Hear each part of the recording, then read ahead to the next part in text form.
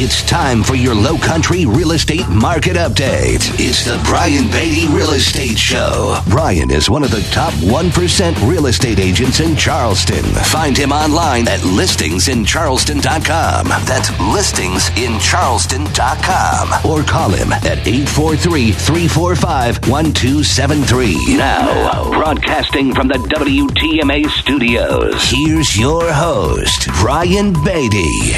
Good morning, Charleston. You're listening to the Brian Beatty Real Estate Show here on the Big Talker 1250 WTMA. I'm your host, Brian Beatty. Hope you guys are out and about today. Some of you are doing the bridge run today, just finishing the bridge run. I don't really know what the time schedule is on that. I've never done it. I'm not a big runner. But a lot of people out and about, really, really busy time of year, crazy busy market. We're going to talk about it all here over the next hour. Talking about Charleston housing, what you can expect if you're considering buying, selling, or investing in real estate.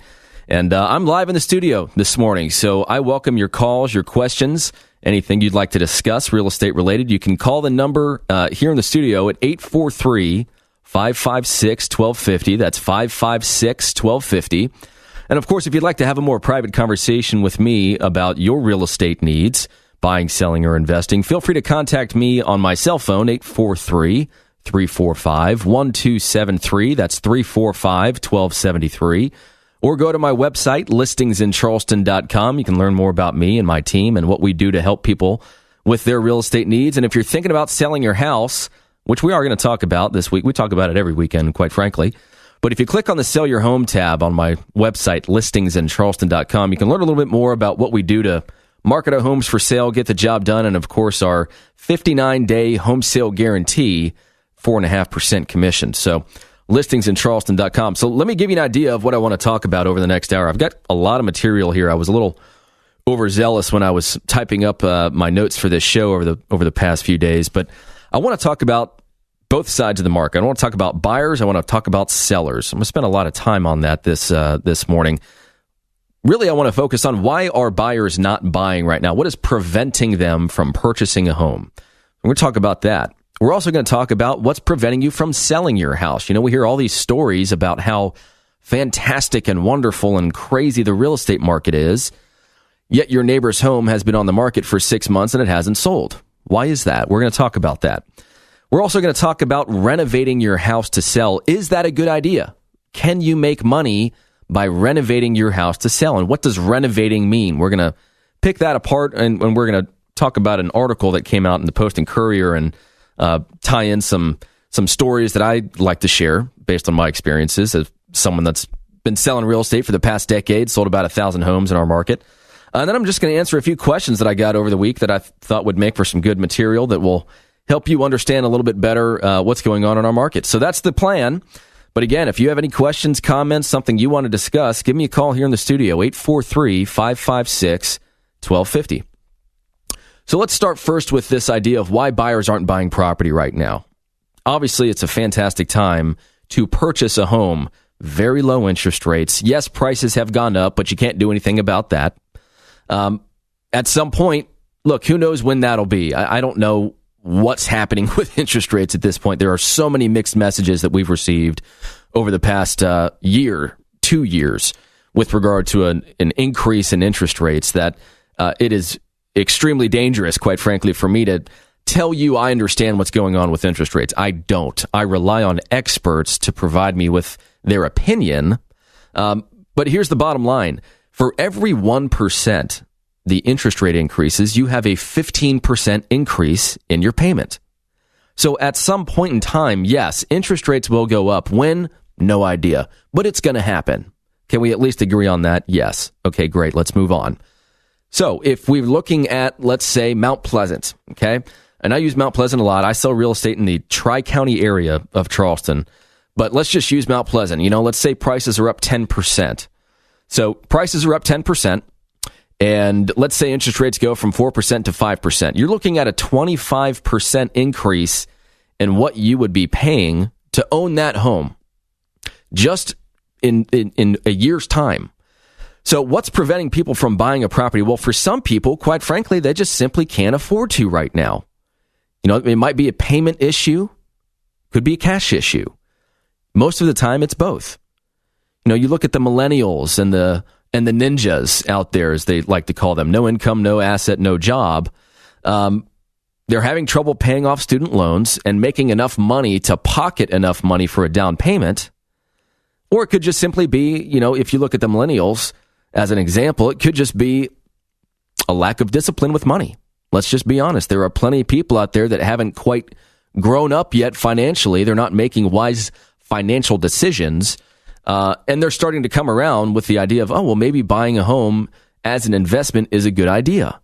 Well, my advice is to try and do that sooner rather than later, because every day you wait, at least right now, with the current market dynamics we're experiencing, every day you wait, you're just going to pay a little bit more. Doesn't change instantaneously. We're not buying stocks, but the housing market is going up. Let's not make any mistake about that in the majority of our nation.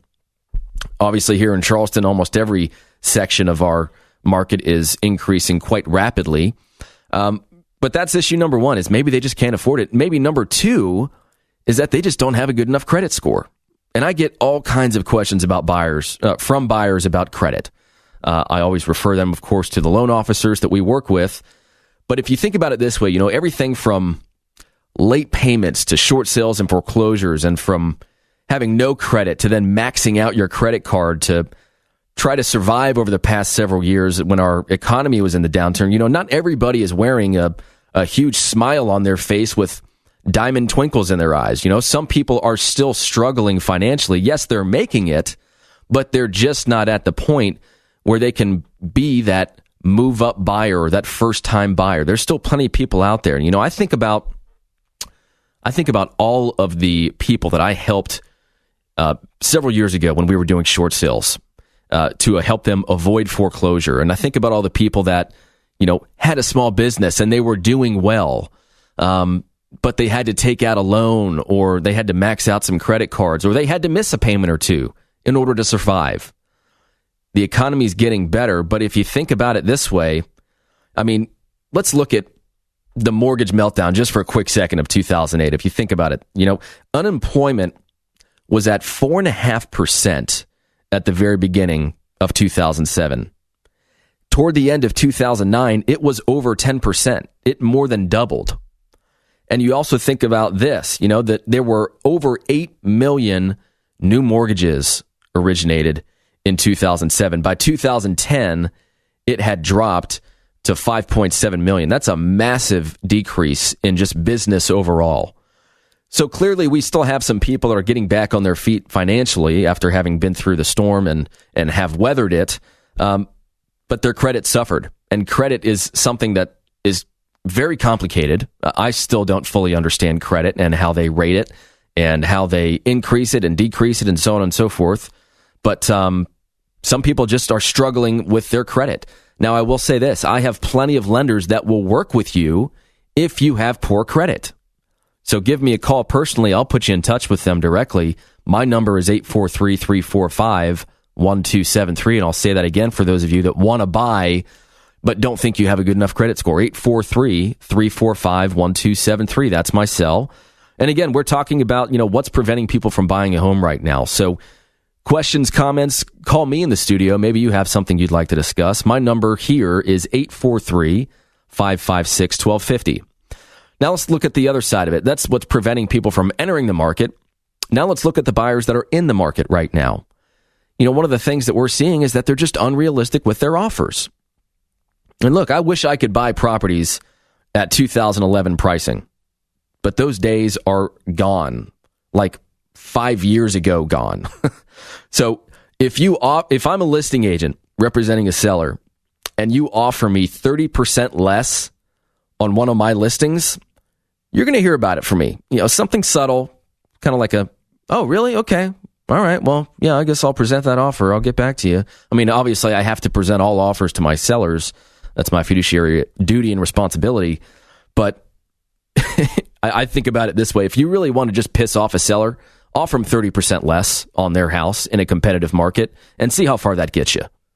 And I know what you're thinking, and you've probably done this before. If you've bought a home, you think, well, we might as well start somewhere, so let's start here. We know they're going to counter it, but at some point, you got to be honest, you're dealing with a person that you don't know what sort of emotional capacity that person has.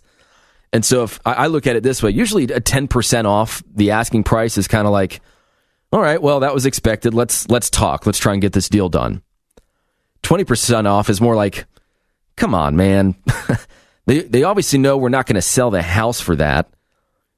And of course, buyers are like, well, we got to start somewhere. It never hurts to ask. You never know unless you ask. Well, that's not true. Sometimes it can hurt if you ask on a price that's too low. But 30% off, and I've seen several of them over the past 3 months. It's kind of shocking, actually. But if I bring a 30% off contract to one of my clients, they're going to say, Brian, I want you to take that contract outside and burn it. I don't want those bad vibes in my house. So, and if you think about it this way too, it's not just them being unrealistic on price. Some buyers are just negotiating too hard. I'm dealing with this right now on a sale. This particular seller has just had a rough go of things. It's taken longer than it should have taken to sell their house. Sometimes these things just happen. Well, as a result, the buyer is getting a pretty darn good deal on the house. Much better than, frankly, what they should be getting in this market. But the seller needs to sell, and so she agreed to the deal. But now they are really trying to turn the knife and hit them up for all kinds of things after that initial contract was agreed upon. So they want everything on the inspection report. They want this, that, and the other. They want them to leave furniture. They want them to add a home warranty. There's all this stuff that they're adding after the fact. Once the seller agreed to sell the house to them and started making plans to move, and at some point in time, that seller is going to draw the line and say, look, I am not going to be taken advantage of. Yes, I want and need to sell my house, but I am not going to be railroaded. And for a buyer, sometimes you just have to learn when to stop and take the good deal and run to the bank with it. I had a property under contract. This was probably 6 years ago. And I had it under contract for $150,000. I could literally sell that house for $225,000 in a week by painting it, putting in flooring, and adding granite countertops. All the numbers worked out. I knew it was a great deal. But the day before closing, the seller says, hey, I need some moving expenses. I need $1,500. And I said, well, we haven't closed yet. I'm not really comfortable giving you money before we close. How do I know I'm going to get that money back and that you're actually going to agree to sell the house? She said, this is what I need in order for me to vacate the property. Well, I was so stubborn that I let the deal go. And in hindsight, I would much rather have made $58,500 instead of $60,000 and just taken that $1,500 hit, which is nothing in the grand scheme of things. But it was a lesson for me. So if there are things out there that you have questions about, you're thinking about buying a house, you're struggling right now in this market, or you just have some general knowledge questions, I'm here to help. Feel free to give me a call at 843-345-1273. That's my number. Or go to my website, listingsincharleston.com. We've got a lot more to discuss this morning. Stick around. This is the Brian Beatty Real Estate Show. We'll be right back.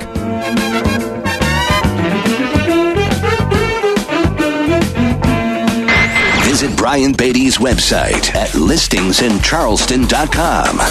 The Brian Beatty Real Estate Show continues next on The Big Talker, 1250 WTMA. You're listening to The Brian Beatty Real Estate Show on The Big Talker, 1250 WTMA and WTMA.com.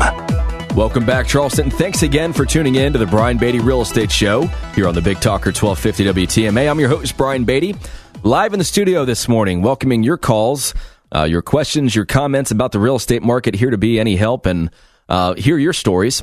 The number here in the studio is 843-556-1250, 843-556-1250. And of course, if you'd like to have a conversation with me about your real estate needs, call me personally on my cell phone at 843-345-1273, or go to my website, listingsincharleston.com, learn more about us, search the MLS, and click on the Sell Your Home tab to learn more about our 59-day home sale guarantee, 4.5% commission on that.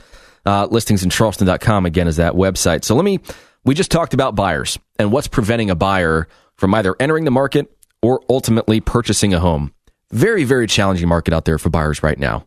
As a seller, you hear all these stories right now about, oh my gosh, my house sold in days and we had like 20 showing requests and it was a feeding frenzy on my house. As you listen to their story after having been listed for the past 6 months with no offer. There is clearly a difference out there between the homes that are selling fast and for top dollar and the homes that are sitting on the market that remain unsold, whether it be, have been listed for the past 6 months without selling. I'm seeing a lot of listings right now that are coming off the market that listed in the summer or fall of last year. They still have not sold.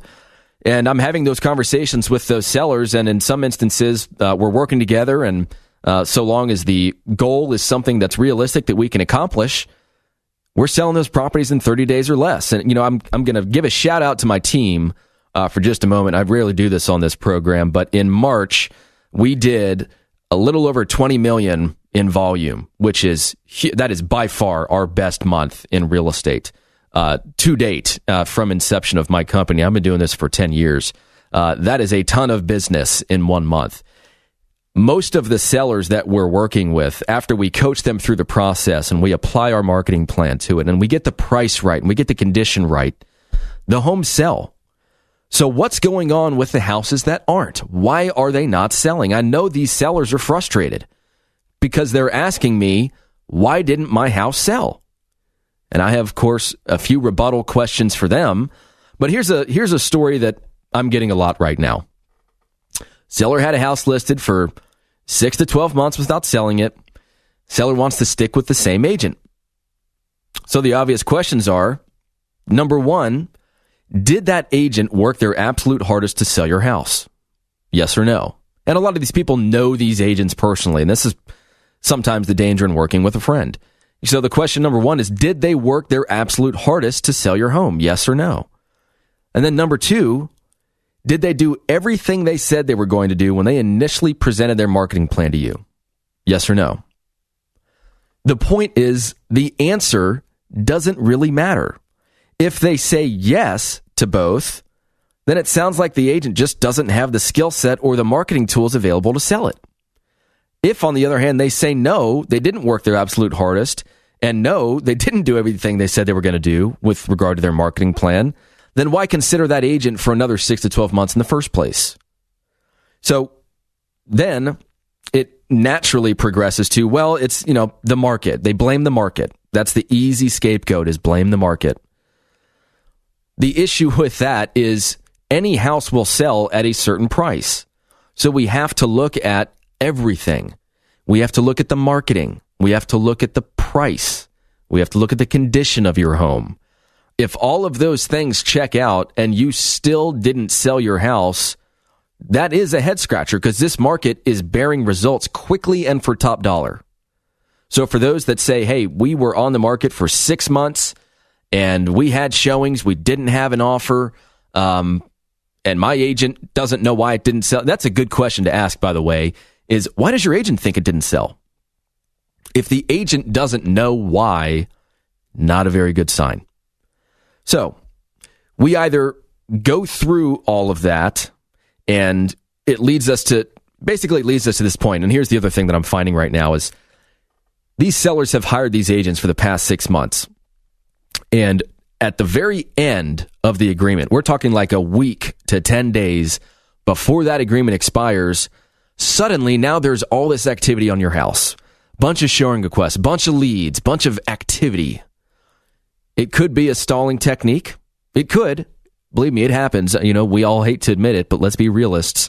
The real estate industry is at times full of this kind of crap. People just pulling the wool over people's eyes to try and maintain agreements by creating false hope or even worse, creating false activity for your house. It happens. I just talked to a seller last week that was the victim of that. He finally had to make the change, but it took him about a month longer. And we could have been on the market last month, which would have accomplished his goal of relocating to a different state sooner and would have been a lot less stressful on his family. But this agent led him to believe that there was activity that there really wasn't. And so one of two things is happening there. Number one, they're being deceitful, Or number two, to give credit to the agent, because I'm not here to judge anybody, there could actually be activity, but the difference is that agent is now actually communicating with you. They're actually talking to you, which they haven't done over the past 6 months. So it could be that this is what's been happening all along. It's just that now you know about it because they don't want to lose the listing. So that's what's happening right now. So we go through all of that, and they decide to make a change in the agent they work with, or the seller just decides to drop the price, which is sometimes the issue, but not always. You know, case in point are all these homes that we've sold over the past year in 30 days or less that were previously listed by 1, 2, or 3 other agents without selling, sometimes really good agents. You know, it's possible, but not all agents are the same. You know, I was going to say that we're not all created equally, but we are. Some just clearly understand marketing and price and how to get a deal done where others simply don't. It's just sales. It's the natural progression of someone in the sales industry. Some are good at it. Some are just okay at it. Some are not good at it. The difference is right now in this market, because the market is so lively and so hot, you don't necessarily have to be great at sales, which is kind of the scary thing, quite frankly. You just have to be present. You know, I always tell my team and I tell my clients this as well. I am in the real estate industry, but I have 2 jobs. I have job number 1, which is helping my clients buy and sell real estate. Job number 2 is finding people to help buy and sell real estate. The really successful agents in our industry, not just in Charleston, of course, across the board, understand that. They understand that this is a contact sport. The more activity I can create on a property, the more likely we are going to put your home under contract faster and for more money. A home doesn't sell for 3 basic reasons. And again, if you have any questions or if you have a story you'd like to share, some sort of comment you'd like to make live in the studio, give us a call, 843-556-1250, 843-556-1250. But what I was saying is homes don't sell for 3 basic reasons: price, condition, and marketing. Price, to me, is the easiest of the 3. We should know within relative certainty what your house should be listed for and what your house is likely going to sell for. Unless you live in a very complicated property in a very complicated area with very complicated comps, pricing is the easy part for a seasoned professional. Pricing is not easy for all agents. In fact, I would say that a good portion of agents would say that pricing is one of their biggest weaknesses. They don't know how to price a property in this market, just like they didn't know how to price a property when the market was spiraling downward. So pricing can be an issue, and sometimes I look at it and I say, guys, either one of 2 things happened here. Either the agent was too afraid to tell you the truth about pricing for fear that you'd fire them because that doesn't align with your goals, or number 2, they just truly didn't understand how to arrive at this number based on what they're seeing in the market. And granted, my view of the market is a lot different as somebody that's already done 50 transactions this year than somebody that does a few all year. My exposure to the market is just different. I know what buyers are paying for property and the behaviors of them, which is a huge benefit to my seller. But price is number 1. Number 2 is condition, and we are going to talk about this next segment, renovating to sell. But you know what? I'm just going to save that for next segment because I want to take a break here in a minute. But number 3 is marketing. And I could talk about marketing for hours. It's what I'm passionate about. It's what I've built my business on. It's what I understand. It's the big difference that I bring to the table when somebody lists their house with me. I know how to create activity on a house, and based on my understanding of buyers' needs and wants and desires in this market at this specific point in time, I apply that method to my marketing plan and we get the job done. But you look at all these homes out there. You know, I did a perfect example with a seller that I think we'll be working with on Sullivan's Island. I showed his house to him online, a few different websites, and the way it actually appears to a buyer. And I showed him the difference between what his house looks like with that agent and what my homes look like with me. And there were several huge differences there, from the quality of the professional photography and video to something as simple as actually having the listing agent's contact information displayed on the website. That is I'm not even going to get into it right now, but that is such a huge issue in this market right now. All these people that are using Zillow and Trulia and Realtor.com, you can do it right now. If you go to those websites and you're looking at properties for sale, on the right-hand side, you're going to see one of two things. You're either going to see a list of real estate agents or you're going to see one real estate agent. Which do you think is more beneficial if you're a seller? Clearly, number one. If I'm hired to market someone's house, my job is to create as much exposure as possible, but I could pay for all the marketing in the world, and it wouldn't matter if I don't have the ability to control that conversation between the interested buyer and myself. If other agents are getting my leads, that is a big problem, not just for me, but for the seller, because it all revolves around converting that interested buyer into actual business. And it's something that I do very, very well and understand more than the majority of agents in this market. So if you're a seller and you tried selling your house last year and it didn't work, or if you're thinking about putting your home on the market here sometime soon, number one, I would encourage you to do it sooner rather than later, because we're, in my opinion at least, about to get flooded with a pretty decent amount of new listings, which buyers will be happy to hear. But if you're considering selling your house, I invite you to give me a call. I am happy to walk you through my process, start to finish, and what I do to get my home sold. Call me personally at 843-345-1273. That's my cell phone, 345-1273. Or go to my website, listingsincharleston.com. Click on the Sell Your Home tab. You can get a snapshot of my marketing, and you can click the contact page to contact me directly. Stick around, Charleston. A few more things to talk about as the Brian Beatty Real Estate Show continues here on the Big Talker 1250 WTMA.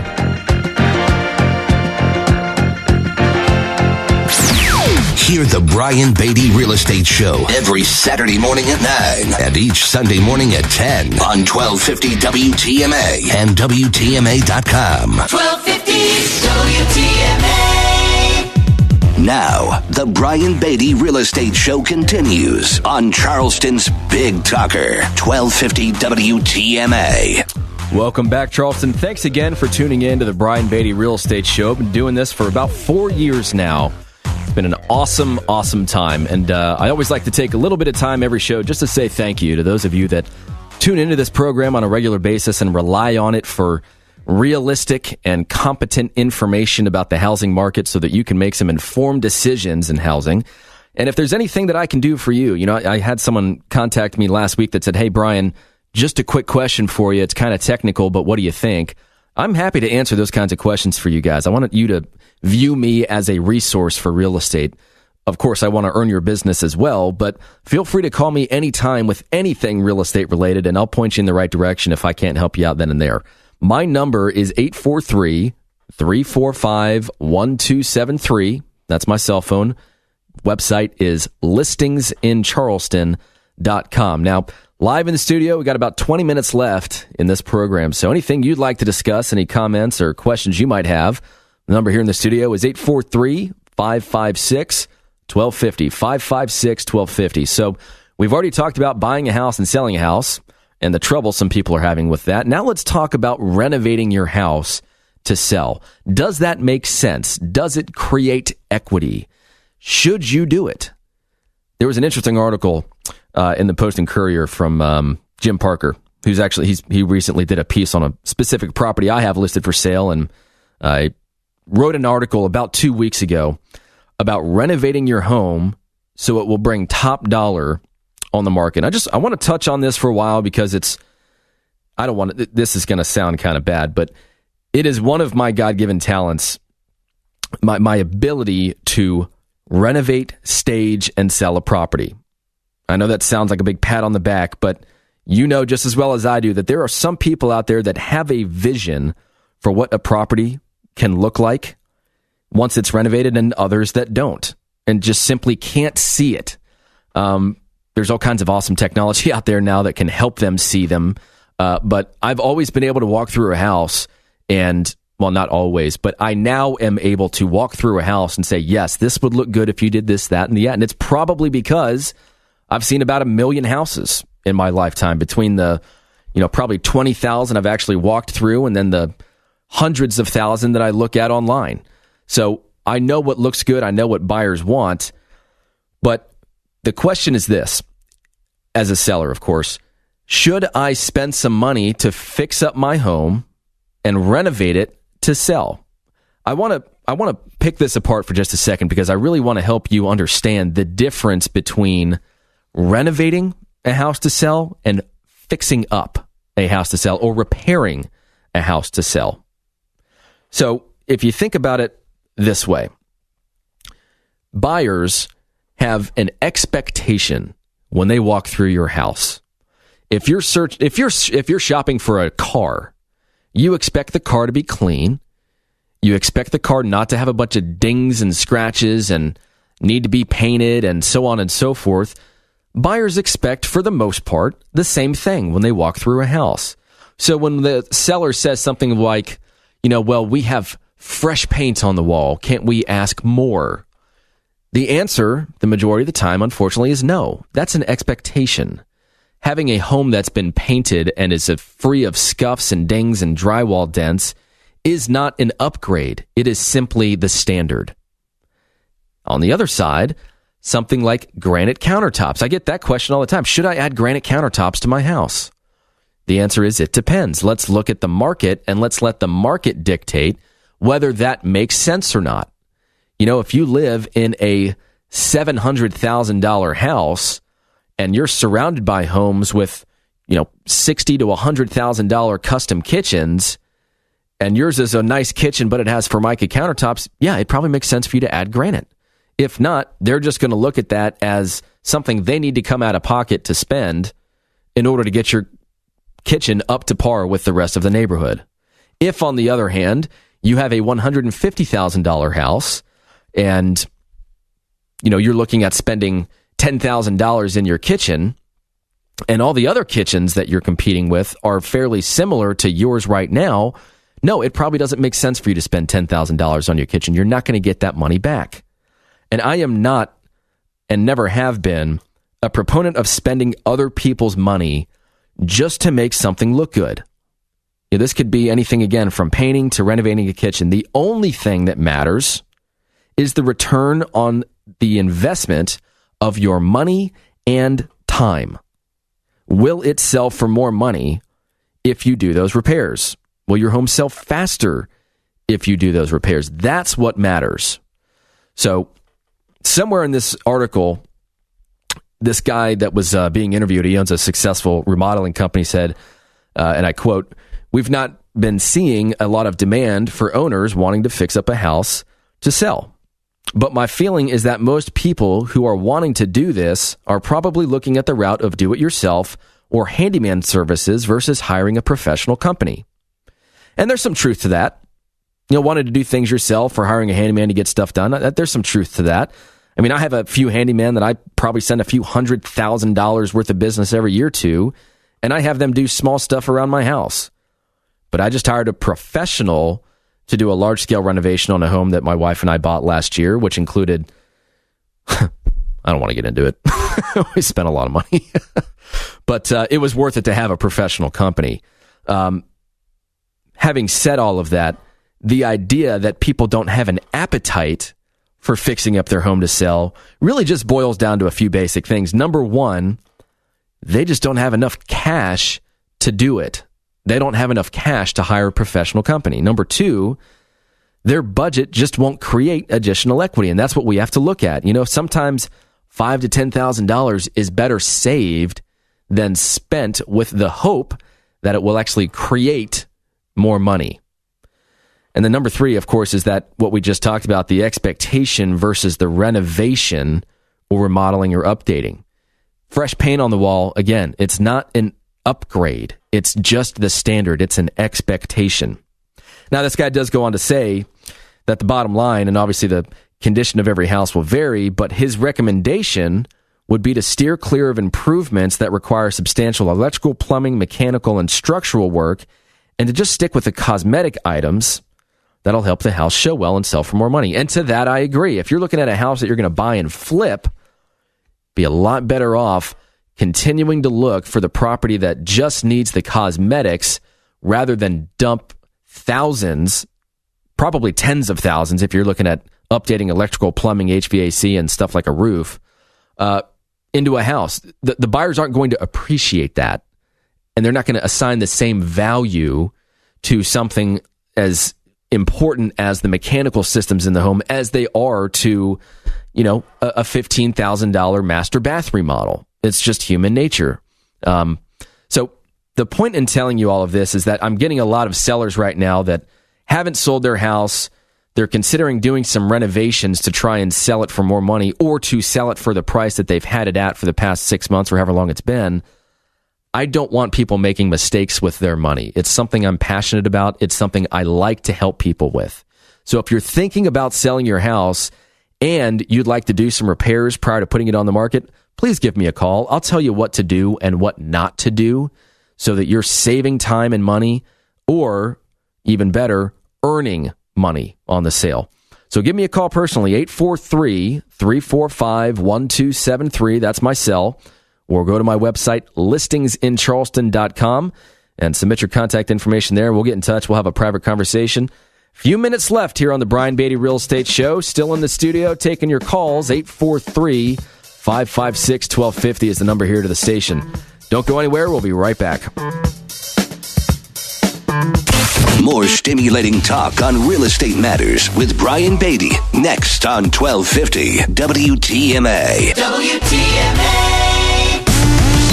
Expert news and views on the Lowcountry real estate scene. The Brian Beatty Real Estate Show on 1250 WTMA. Welcome back, Charleston. Thanks again for tuning in as we wrap up the Brian Beatty Real Estate Show here this weekend.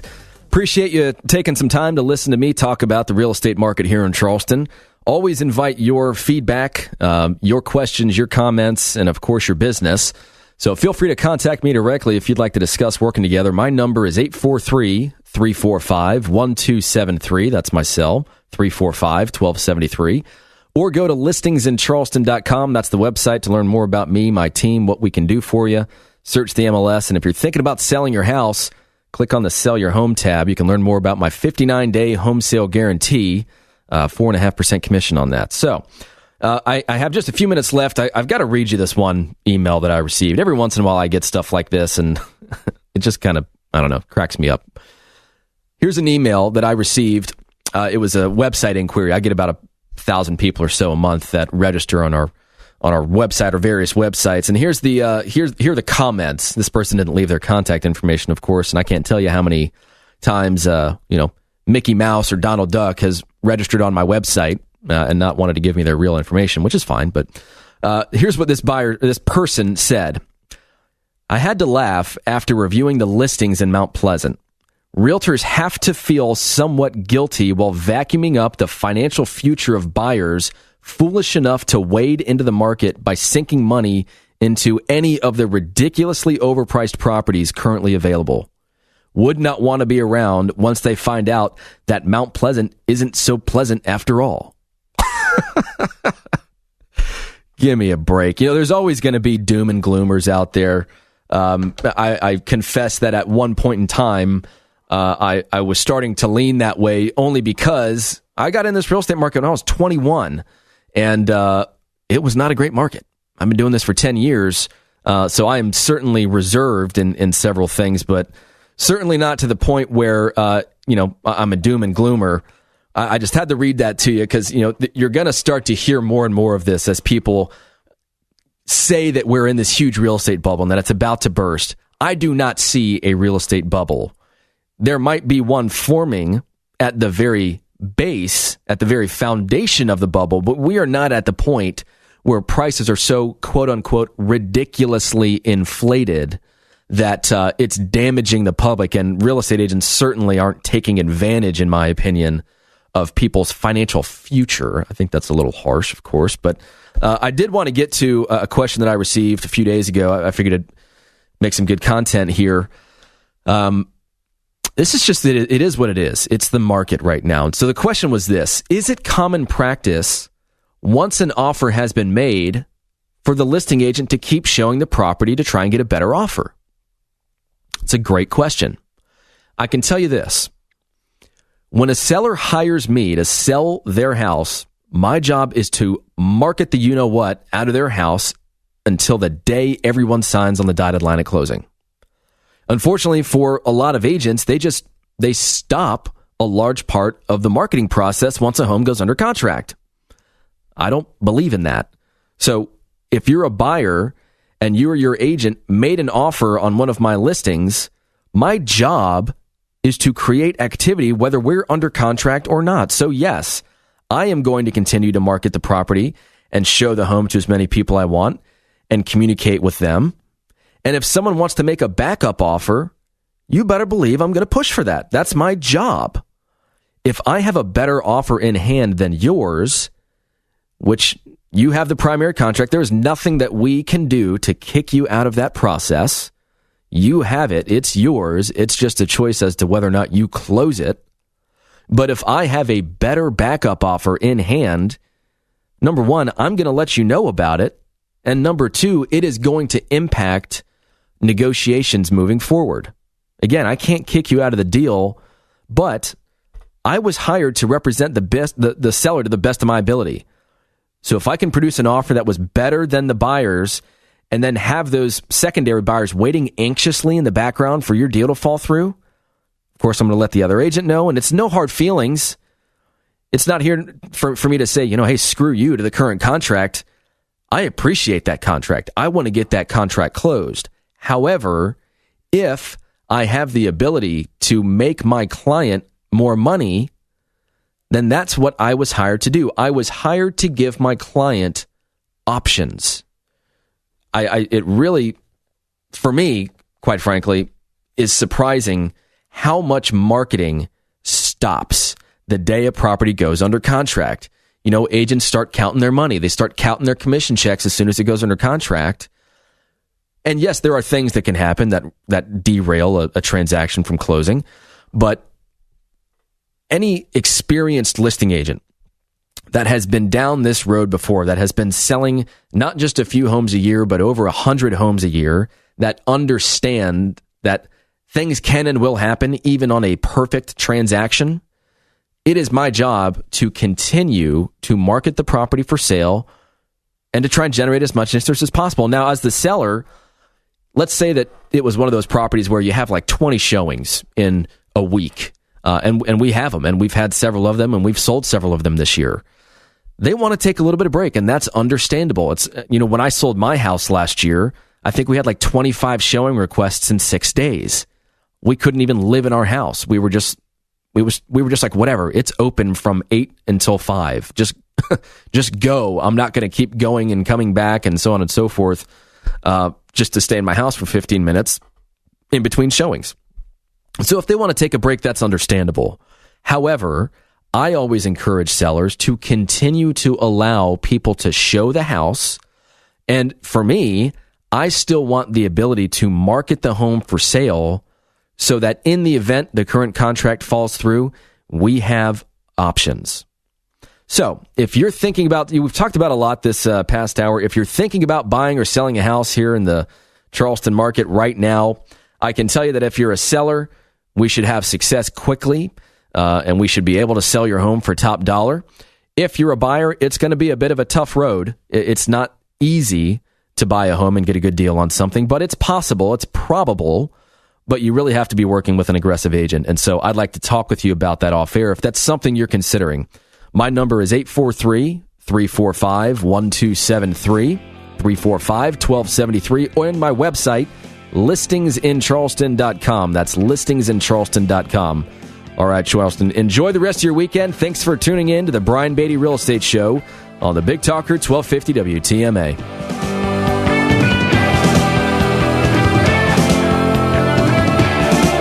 Join us for another edition of the Brian Beatty Real Estate Show next Saturday morning at 9 and Sunday morning at 10. Contact Brian Beatty online at listingsincharleston.com. That's listingsincharleston.com. Or call him at 843-345-1273. 843-345-1273.